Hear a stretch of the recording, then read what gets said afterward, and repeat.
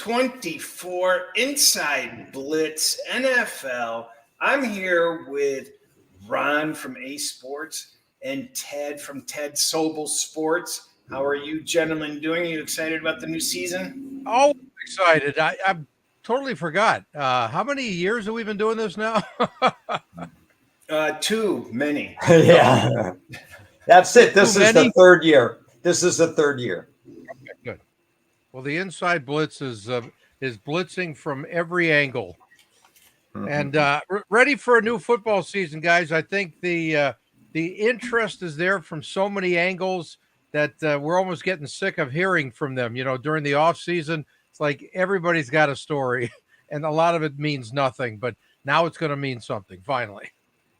I haven't heard anything about Brandon Aiyuk. Anything going on with that guy?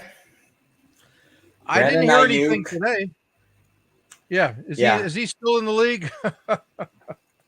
Of bigger importance is their left tackle, not even at camp. Sometimes whereabouts unknown. He's worth a point to the spread. Just him. I think it's more than that because of what's going on in Vegas. Hasn't the line gone way down since all this has happened? I haven't been paying attention. Yeah, the line's gone down about 1.5, which is right for the two people. But it's only a point because it's not a sudden happening. The 49ers, presumably over the last 2 to 3 weeks or more, have been preparing for the possibility that he wouldn't be their starting left tackle. Right. Oh, yeah, that line has been. I have been paying attention to that. I forgot who they were playing. Yes. Jets are becoming more popular by default, although I was reading this morning that an agent was claiming that Aaron Rodgers is an ass and he's not a team player and et cetera, et Whatever. cetera. Yeah, I think that's noise. Just complete passes, baby. What can I do?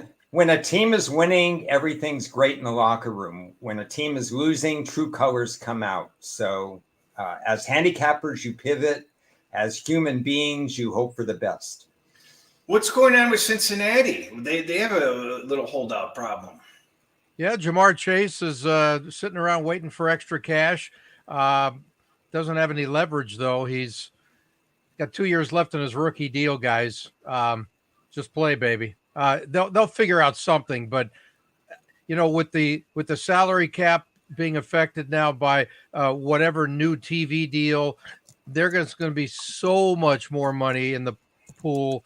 He doesn't even have to kill himself to get all of it now, but he's going to be making, I believe it's $1 million a year compared to the other guys. Is that right? I thought he's making 4, but that's still. I think it's 1, but whatever it is, it's not 34 like Mr. Lamb. Well, I wouldn't play for $1 million, although he can do some insurance policy, I would imagine. Yes. Hello, Dan. Yes, I saw my Georgia quarterback. Good old Stetson is back in business, at least for the first 2 weeks. I don't know what happens after that when Jimmy G's eligible again, but he'll be a third-string quarterback. We had a nice chat during the offseason after one of the preseason games, and he's really geeked. He's just excited to be healthy in whatever ways he needs to be healthy. He's got some personal stuff going on, but I guess he's doing better now, and he's evolving as a human like we all are. Okay, well, Ted, you spent quite a bit of on-field time with some players and some coaches recently. Yeah, before we get to that, guys, I got one big question. Did we learn anything from the preseason at all besides it's totally meaningless? Oh, come on, Ted. You always learn something. You don't learn things on 32 teams, but you learn things on 7-8 teams. You always learn stuff about the new coaches. Right. You learn stuff since Cris and I were on Tuesday in the last 48 hours, teams have done some things. Carolina has added 3 defensive backs. That tells you immediately that Carolina has a defensive back problem. A couple of teams added offensive line help. Unfortunately, not starters, but they recognize that there's a problem. You take notes on this stuff. Yeah. Big unheralded move was New Orleans adding a kick returner that nobody's heard of, but he has in his very short career 3 return TDs, kick return TDs. He elevates a unit that now is suddenly a little bit more important with the new kick return rules. So yes, Ted, you do learn things. Okay, I was being sarcastic, obviously. But, and I've never done that before. There's a first, right? 5 of the 8 new head coaches are defensive guys. A little surprised there that now, with the rules and all that, we've talked about it. I prefer an offensive coach, but I think there's going to be a really interesting fit to see how that goes this year. Yeah.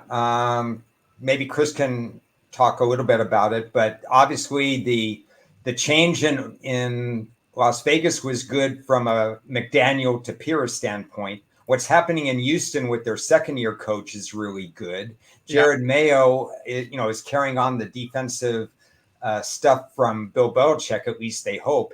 But the bigger issue, the very interesting one, is in Seattle with McDonald, because everybody's high on him, and they think that that's going to be a real boom for a team that's drafted very well the last 2 years. Speaking of being high, isn't there a new head coach that got himself in trouble on the internet or something? You talking about today? No, some guy was surfing the wrong areas of the internet and got publicized. Oh, I didn't see that. Oh, okay. I just caught bits and pieces of it. So. No, I missed that incredible story. Anyway, yes, I did get a chance to talk to some guys. I don't know if you want to go with my one-on-one first with a guy who just made the Chargers roster in Brendan Rice, the son of Jerry Rice. Did a one-on-one with him. I thought everybody might be a little interested to know what the kid was feeling like. Now, this was a couple of weeks ago after week 2's game. So you want to play that? We'll hear from Jerry's kid. Brennan, the coaches talk to you at all about the expectations for you in the camp?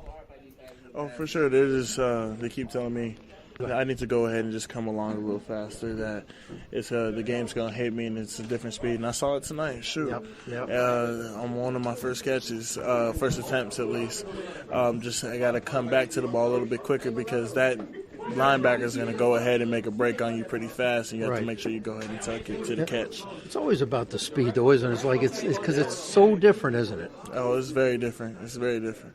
Like in what way? I would have to say just everybody's good at this level. Everybody's fast. Yep. Everybody can go above and beyond, and that's why this is the NFL. Yeah. What are the lessons your dad taught you to be a pro? Just staying within the moment and don't let too many things just get on. Don't get on yourself about too many things. It's always about the next play. Any specific mentor with the Chargers with you that has stood out? We have a great group of older cats, such as Derwin James, Justin Herbert, Josh Palmer. There's a long list of guys that within this locker room that are just leaders and that have shown it day in and day out what it takes to be great. And what about building chemistry with Herbert? Because you had a little time to do that. Obviously, you'd love to be doing it now, but that's just the way it goes, right? Man, he's just a phenomenal quarterback. I just know as soon as I'm in and out my break, he's going to have the ball on me, and we saw it throughout camp many times, and I can't wait to display that this coming season. So what's it like playing for Coach Harbaugh? He's a different kind of cat. He's serious, but he's my type of coach. He's the coach that I want to be coached by, and he's never going to sit here and lie to you. He's going to tell you the truth at all times. He's going to demand greatness out of you. Is there a player's coach thing about him because he was a player, you think? Mm-hmm. Oh, yeah. I believe that he knows what it feels like to be in that fire, so he's going to go ahead and demand it from you each and every day. Last thing, any goals as a rookie? Any goals as a rookie? How about stay even keeled throughout this whole season and be ready when my opportunity presents itself? That's a really good goal. Thank you. Great to meet you, man. I appreciate it. All right, that's Brendan Rice. Coaches talk to you at all about the expectations for you in the camp? Go ahead, no problem. You know, he's a bright kid. He is prepared mentally. Not sure physically if he's able to do at this level what he did at USC. What do you guys think? And Ron, you saw him play a lot in college. Yeah, I think he will be maturing as we go on. You're not going to see his Right. best work as a rookie. Basically, the Chargers have reinvented their wide receiver room. And that's why when we talked before, when I knew you were going to camp, I said, talk to this guy because I think he's going to make the roster, late round pick. Yep. Because the Chargers, everybody feels like Mike Williams is gone. Allen is gone. They're going to be horrible wide receiver. But Harbaugh likes a different kind of wide receiver, and he's going to mold this. It's going to take time. If we talk about Charger projections, I was high on them in April. I'm not as high on them right now as we speak. Because I think the transformation is going to take longer than expected. I agree. Partly because their quarterback couldn't get on the field. Partly because there's a lot of moving parts in terms of the entire running back room is new. The wide receiver room is virtually new. It's just going to take a little bit longer to get it going. But I think they're going to get to a place. The question and the thing that Cris and I need to spot, like we did with Philly, like you do with some teams and not with others, is when is the switch going to be flipped?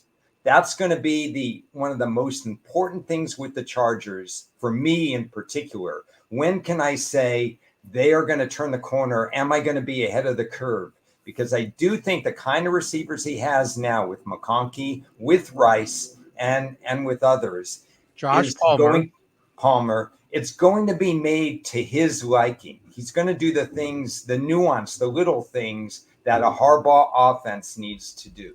Okay, a couple of things I saw in camp. First of all, McConkey looked great at the practice that I was at. He was by far the standout receiver just in practice. Okay, he was. It was like a focus was on him, and it was obvious, and he was really good. I watched him catch the ball about 10 feet away from me. I love his technique. This kid is good, and he's going to help. Now, whether he's a difference maker, a total playmaker yet, that's to be determined. Second of all, Brendan Rice had 8 targets, 1 catch in his preseason games. Stats don't mean a lot, but that's not good. But he still made the team. That is good. Also, Josh Palmer, you're really good at this, Ron. You set up the next audio clip with Josh Palmer talking about the young room, which I asked him about, knowing I was going to talk to Brendan Rice. I can't tell which one. Josh Palmer on the young room. Well, your room is very young. So how are you seeing the evolution of these guys getting to feel like, okay, this is what it's like to be a pro now? I think it's faster for them. Like the coaches always say, the DBs, you still might beat the DB, but the difference between a bad DB and a good DB is the makeup speed. So don't relax because the guys are going to be on you. When you're coming across the middle, the safety's going to be there. It's not like Tennessee versus UTEP and the safety's nowhere to be found, So guys are coming and guys are ball hawks and they're coming to tear somebody's head off. So it's just getting them used to the speed of the game and more mental speed. Of course, physical speed, but mental speed too because you have to make reads a lot faster and quicker. So I think that's just what they're getting used to. There you go. So that's Josh Palmer talking about a very young room. But let's also hear how are you seeing the evolution of these guys getting to feel like, okay, this is what it's like to be a pro now? All right. There you go. Just hit the button, the space button. I think sometimes that works. Josh Palmer also, I asked him about the lack of physicality in practices these days. Ron and I have been talking about this now. It feels like decades, how it affects the pro game and guys not being physically ready to play the NFL style. Let's hear from Josh Palmer on that. With the lack of hitting compared to the old days in practice, a lot of the old timers say they wanted more physical play because you had to get used to it when the season starts. Where do you stand on that? Because you're in a different era and you guys are getting banged up anyway.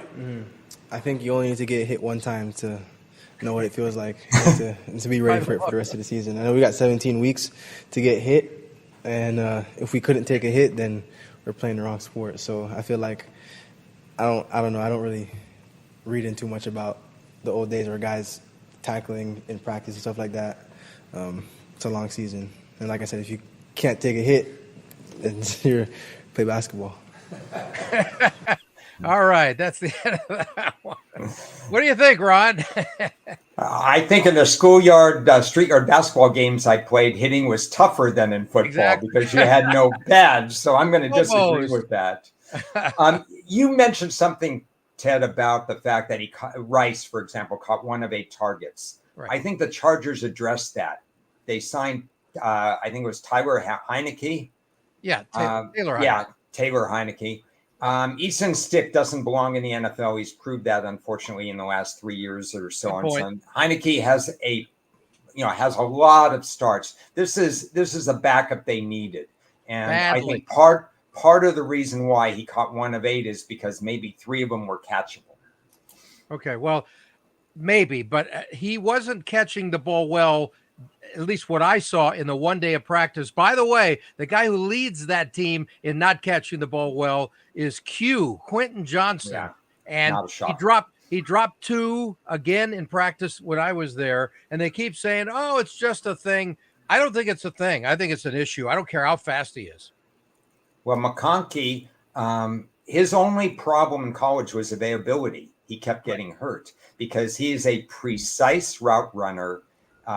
Herbert's going to know exactly where to throw with him. He's already schooled. He's going to be a savvy rookie, much like a Cris Olave with the Saints in terms of the way that he understands the game and how to find open seams. That's Harbaugh's type of receiver, and I think Rice could ascend to that. So I think that's why we're talking about the Chargers, a work in progress. Cris, where do you stand on the Chargers right now? I thought it was odd. He seemed pretty smooth in that interview until you asked him any goals for the season. I just felt like he wanted to make the team first. I thought that was odd. He had no goals. He had to think about it. Oh, I think a lot of guys don't talk about their goals. It doesn't mean I can't ask them. A lot of athletes, doesn't matter what sport, they don't want to discuss goals publicly because then if they don't reach them, it doesn't just hurt them. Now they got to hear about it from everybody. So I don't have no problem with that. Everybody's got a different approach to that. I see Dan here writes to us, being in shape is not being in football shape. Dan, you are also good about leading up to the next audio clip because I spoke to the new defensive coordinator of the Chargers, and that's exactly what I asked him about. No tackling, baby. Let's hear from Jesse Minter back in the NFL. Thinking evolved as preseasons are not the way they used to be. You can't tackle like before. You want to see them do this, and you want to teach fundamentals. Yeah. So how has your coaching evolved with that going into a season? Yeah, I really think that you even have to double down even more on the fundamentals to really practice it, and you're not always going to get to do it in the live game situations. But teaching the body position of tackling, teaching the angles that you want to take to get to the football.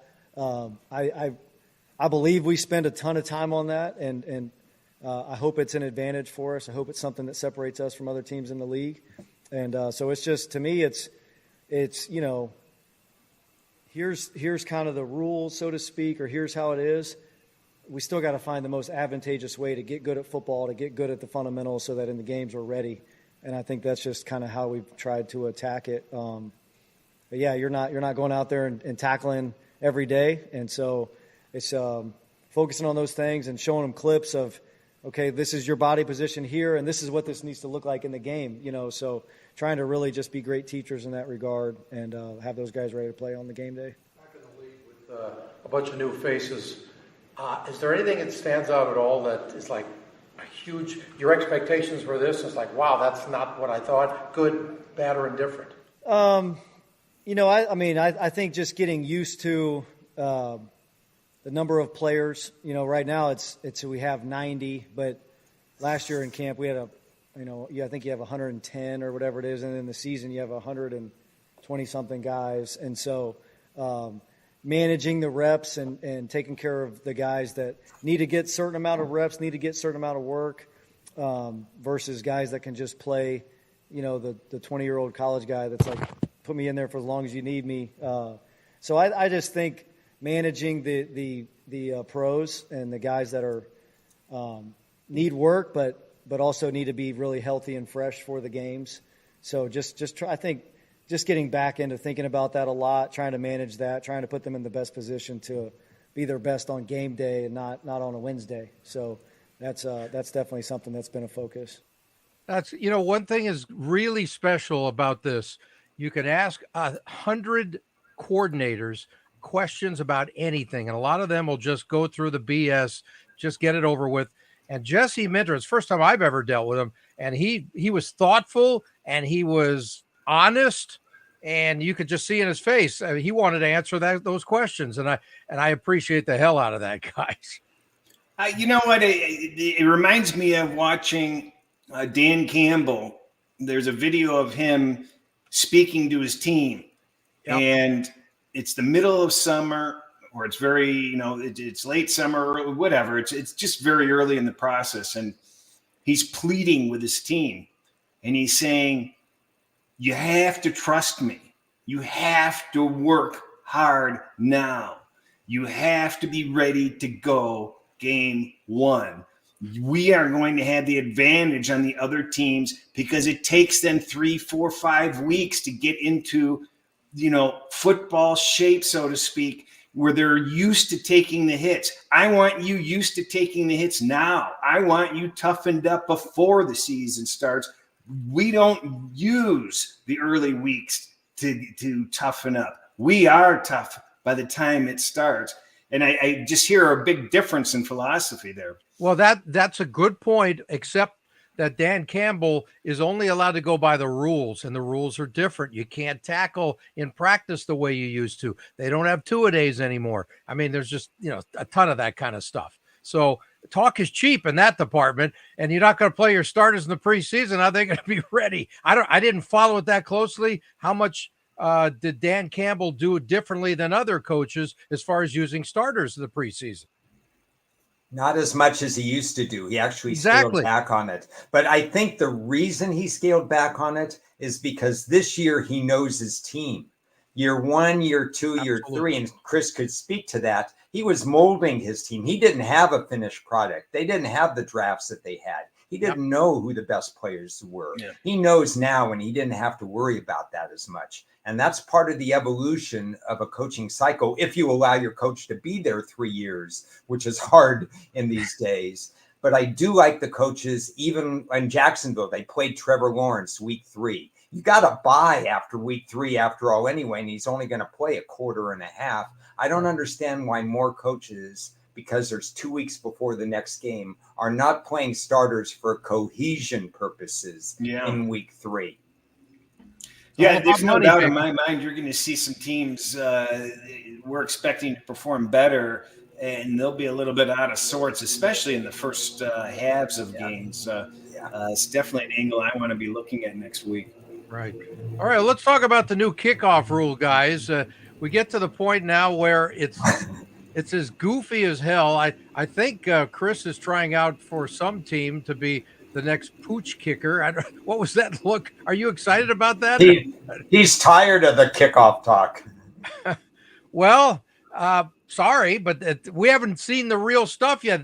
I watched the practice of the Chargers kickoff guy, Cameron Dicker, the kicker, and it was really fascinating. They had the whole field to themselves, and Dicker would kick to one corner. He would kick to that corner again, and then they'd say, "Now you go to the other corner." And they would kick it low, and they would kick a line drive, and they're trying all kinds of stuff. Now, I did a great one-on-one with Ron's new favorite kicker in the NFL, Josh Cardi, out of Stanford, who's now the Rams kicker.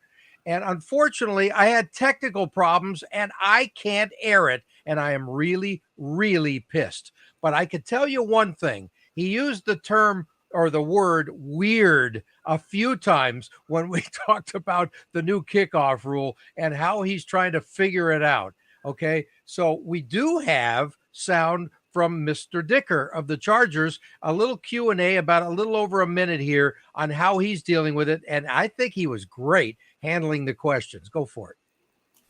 Initial takeaways off the kickoff. through 2 preseason games? It's interesting.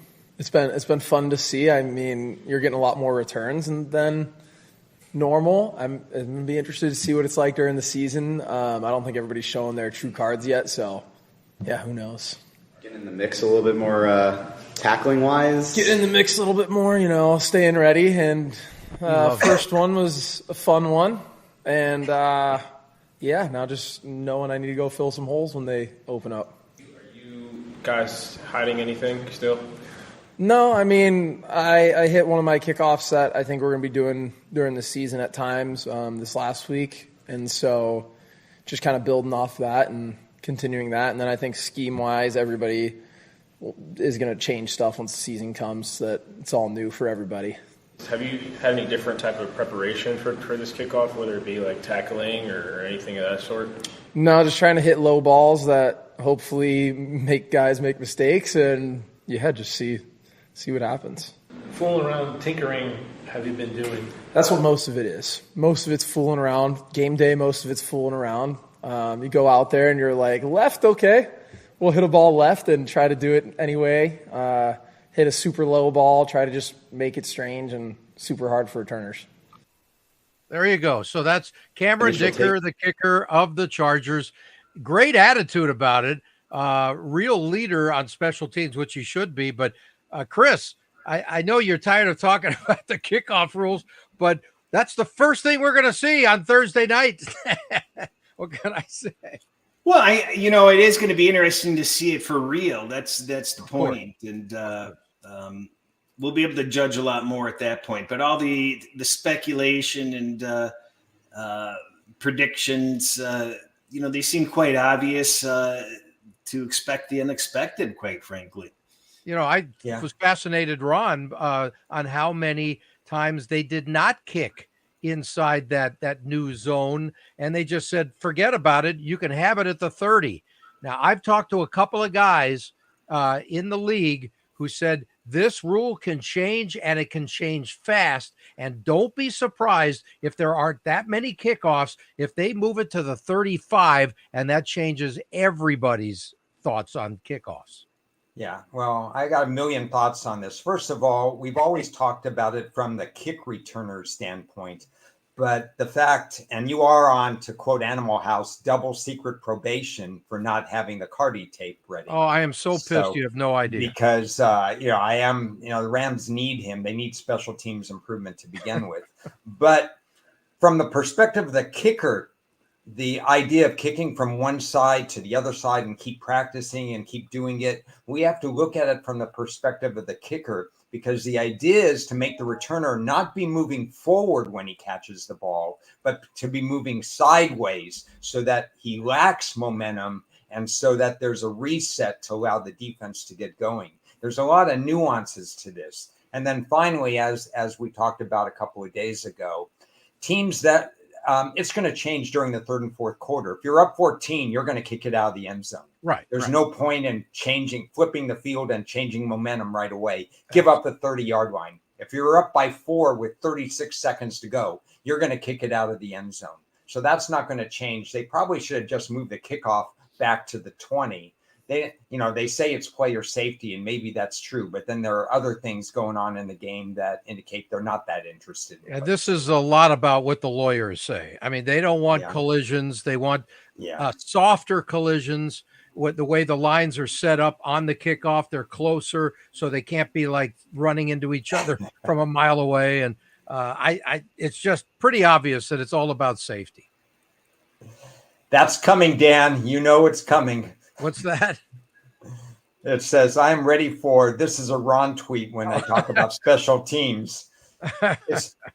People say, oh, maybe it's not a third of the game, but it's getting a little bit closer with the new kickoff rules. Yeah, exactly. If you want to, making and missing the playoffs, as Seattle last year, came down to a special teams play. Yeah, and the Rams were killed too in the playoffs and everything, but with their bad kicks. So anyway, I was going to save one more cut for next week, but you already mentioned it. We talked Josh Cardi. I got a cut here from Coach Sean McVay of the Rams talking about the progress of Cardi in camp. I asked him. Sean, assessment of Cardi, the entire camp and all the way up to now, he could be one of the true steals of this entire. Yeah, we're hopeful. He's definitely got a great way about himself. I think he's been really consistent. I thought he did a great job, and the type of standards he has for himself. He comes in the locker room, everybody's fired up. He hits a game-winning extra point, and he's mad at himself for the way that he hit the kickoff. And I've been really pleased with him. He's nice and steady. I think he and Tanner have both done a really good job of pushing one another, but Josh is a guy, there's a reason we drafted him. We felt so good about him coming out, and so he's done nothing to change those feelings up to this point. Okay, there you go. So that's a quick Sean McVay thought on Ron's favorite kicker, Josh Cardi, who I've been having some nice chats with on and off since, and he's a really nice guy. And he keeps asking me, can I get him on at Pebble Beach? And I said, I can't get me on at Pebble Beach. How am I going to get you on at Pebble Beach? I thought the guy at Stanford would have played there. He's a golfer. Nope. Sorry, Josh. I tried. Boy, that guy certainly had his cups of coffee that morning. Jesus, he should be replacing that guy that used to do the Federal Express commercials. That was, by the way, that was not a morning. That was a post-game interview. Well, I passed along that video to Ron yesterday where somebody else was interviewing him, and boy, the comment was based on, well, we can see why Jared Goff was kind of beaten down or needed a new place or something, and McVay was just not nice to this reporter. He's also probably tired of hearing that question too. Remember, he's not the general manager; he's the coach, even though he obviously has a lot to say so.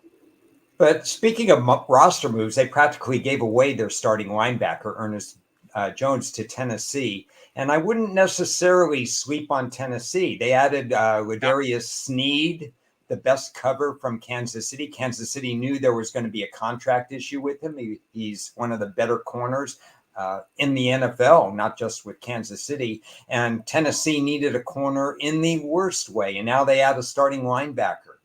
There's a lot of stuff finally going on in Tennessee. No, they're doing a nice job, no doubt about it. But the question is, and I think you've mentioned it over the last year, I don't believe you're much of a Will Levis fan, right?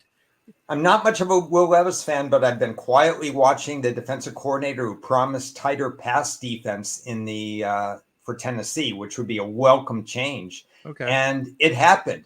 Very small 3-game sample size. I don't know if they really have the talent to carry it off all season, but I have a feeling you're going to see a much more attacking defense from Tennessee. What about the offense, though? Brian Callahan, the new head coach, I only think of his dad, Bill, who says about his Raiders, we got to be the dumbest team in America. I'll never forget that quote.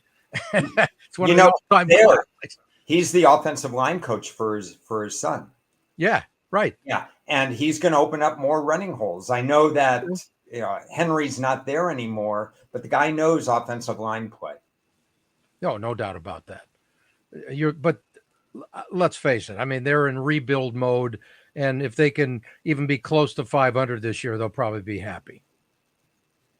I think they might be able to do better, actually. Okay. We'll see. I didn't look at their schedule, so I don't know. So, Cris, what are you looking at kind of this last week before the real game starts? What's kind of been your approach? I was up until 4 a.m. going through last year's 500 odd plays. I still have a ways to go, but I feel like I'm about halfway there. So I want to review. I really don't want to move forward without looking back a little bit and refreshing my memory. And I find value in looking back.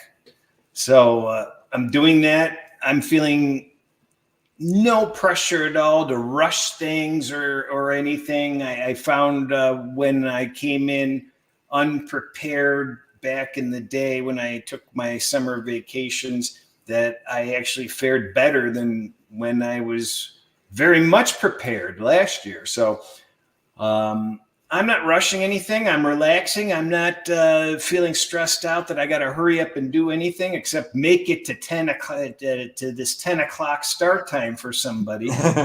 But That's about it. I want to look back to last year and see if I can learn something from it, betting wise and strategy wise, and then I'll be looking forward.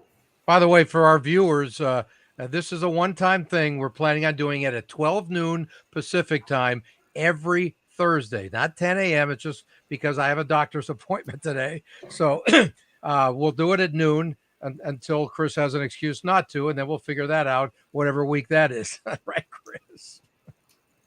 Okay, you guys. Hey, I'm wondering, is there a surprise team for each of you this year before we get into it next week that it's like, you know what, at the beginning of training camp, I thought this, but now I have a different feel, and this team might sneak up on a lot of people? I think for me, I've just solidified some opinions. Tennessee. Not much of an overplayer, but the more I looked at Denver, the more I like what Denver has. Oh, Knicks. I just finished my win grid last night because even though I made all these predictions and so on, I go game by game. I've got my notes. I've got my strategy. When I want to attack a team like the Chargers, I have to back off on them and so on. Well, Denver's win grid consistently gives me 7, 7.25 wins. And the number's been 5, 5.5 everywhere. And I just think in terms of me actually touting a team that I like, which is unusual, I just think this team is no different to me than the Raiders and no different to me than the Chargers at the beginning of the year. I think the Chargers have a higher ceiling. But I think if you're looking at them right now, unless you guys, Cris, unless you feel differently, I don't see a difference between the three teams behind Kansas City in the AFC West. No, they did.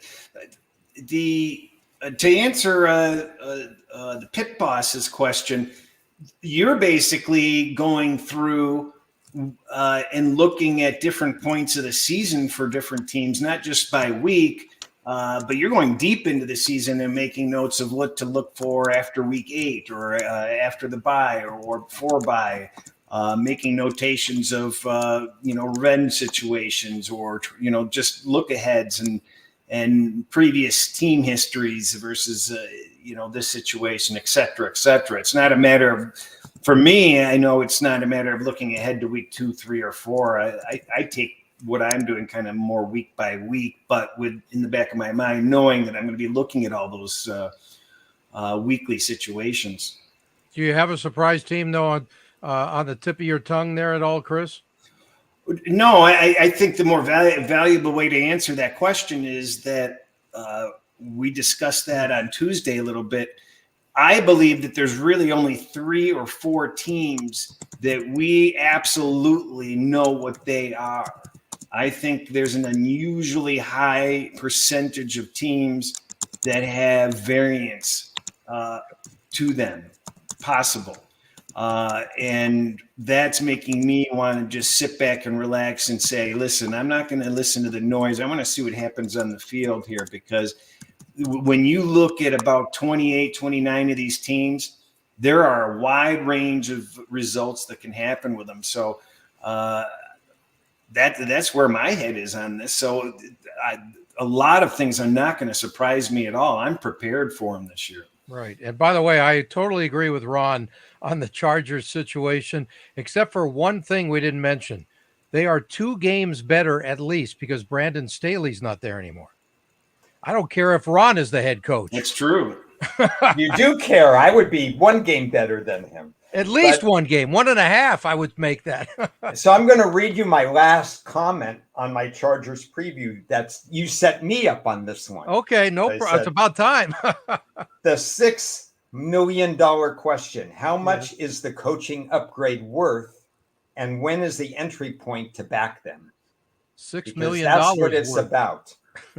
Well, for him, maybe 12 or 13 million. Yeah, exactly. But the point of it is, yes, they're going to be much better at form tackling. They're going to be much better deciding, what to do on 4th down. They're going to be much better deciding what to do on 3rd down to set up 4th down. And lost in the shuffle as they finally improved their special teams, the one thing Harbaugh did do is keep his special team coordinator. Yeah.